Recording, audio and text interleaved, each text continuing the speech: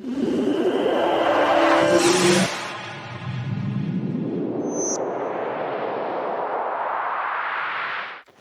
alaikum wa rahmatullahi ta'ala wa barakatuhu. Barkanmu da sake saduwa a cikin wannan channel mai suna Tech and Tricks TV.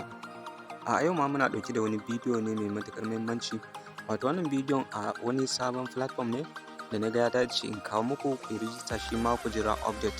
So wannan shi ma za a samu kuɗi insha Allah a ciki. So ana buƙatar ka yi rijista ne kawai ka jira update. A duk lokacin da aka saki update shi ma za mu sanar da ku saka kuɗi a ciki.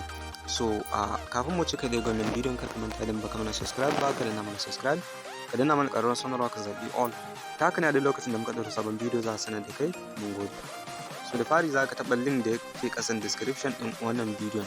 So kana taɓa link ɗin zai kawo ka wannan fuska ce kamar yadda kake gani. A nan ana buƙatar ka saka wato number waya.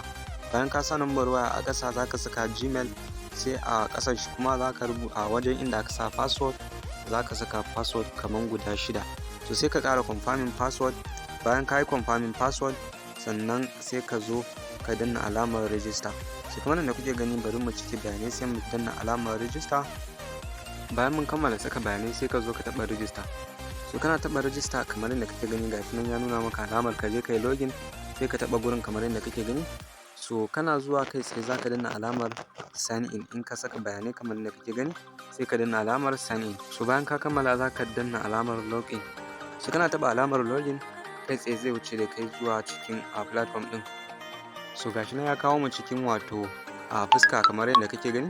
So anan ana buƙatan idan kana buƙatan ka yi investing lokacin da aka yi update, so za ka zo ka saka wato 3,000. So kamar yadda kake gani gashi nan kafin a yi update ne. So in ka saka 3,000 za ka samu naira 3,450. So kun ga a kwana ɗaya kenan. So kafin a yi update ne, idan suka yi update komai zai canza insha Allah za a samu wato kuɗi sosai da wannan platform. So kamar yadda kake gani gashi nan Ghana, nan kuma Togo, gashi nan duk idan ka duduba duk gasu nan kowane da yanayin price nashi. So ta nan ne ta wannan platform za ka samu kuɗi. Sannan idan kana buƙatar ka gayyaci abokananka za ka zo inda aka rubuta team. So kana taɓawa za ka ga link naka sun baka, sai ka danna alamar coffee kamar yadda kake gani. Za ka yi coffee, duk wanda ka ce ka gayyata za a baka percentage. Idan mutum ya yi deposit za ka samu kuɗi sosai. So ga kuma ta hanyar da za ka je ka cire kuɗinka bayan sun taru. So kamar yadda kake gani za ka zo alamar withdraw, kana taɓa alamar withdraw saboda yanzu ba su yi wato update nashi ba. So idan suka yi update ɗin ka taɓa alamar withdraw zai wuce ya nuna maka inda za ka saka wato account number naka da sauransu. To ta nan ne za ka zo ka dinga wato withdraw kamar yadda kake gani. So gashi sun nuna withdrawals unavailable. So kasancewar ba su riga sun yi update ba, so da zaran sun yi update za mu sanar da ku insha Allah.